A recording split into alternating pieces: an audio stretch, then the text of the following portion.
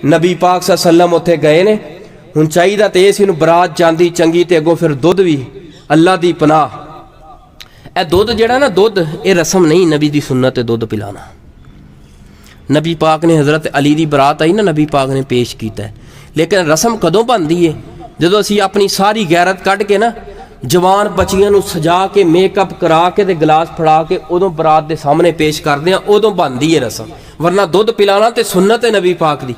दुल्हा आए तो दुध पेश करना सुन्नत है नबी पाक दी। हज़रत अली नूं पेश किया, नबी पाक ने खुद आगे बढ़ के इस्तेकबाल किया है बरात दा। जिहड़ी बरात आई है, 4-5 बंदे जिहड़े आए ने नबी पाक दे नाल, हज़रत अबू बकर, हज़रत उमर, दीगर 2-4 सहाबा आए ने। नबी पाक आगे बड़े ने, इस्तेकबाल किया अली उल मुर्तज़ा दा, और दुध दा मट्टी दा प्याला दुध दा भरिया हज़रत अली नूं पेश किया है। साडी हालत तो कैफियत की हुंदी है? ये कौन है जी? साली है। निकाह होया नहीं, साली पहले है। निकाह तो अजे होया नहीं है, साली पहले है। सज भज के आ गई, आके दसदा की है, आ वेख लो साडे घर आई धीआं जे होर कह वे। हो सकता है तुहानूं मेरे ते कोई गुस्सा आवे, क्योंकि मसला हुंदा है गैरत दा।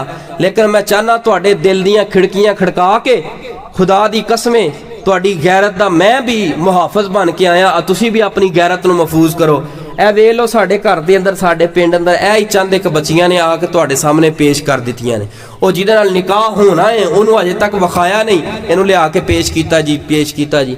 लै जी दुध दा गिलास पीन लगा। पीन तो बाद फिर उस तो बाद की हुंदा है भला?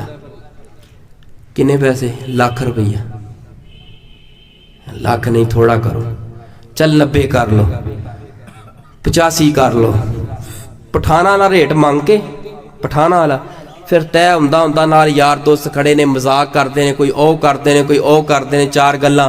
यानी गैरत दा जो चंगी तरह गैरत दा जनाजा निकल जाता है ना, फिर एंड ते आके 10,000 ते रेट मुकदा है। 10,000 च इन्हां भी इज्जत ते गैरत वेच छड्डी, उन्हां भी बेच के दुध पिलाया, 10,000 दे अंदर रेट तय हो गया। दुध पीता है, उस तो बाद अगली रस्म।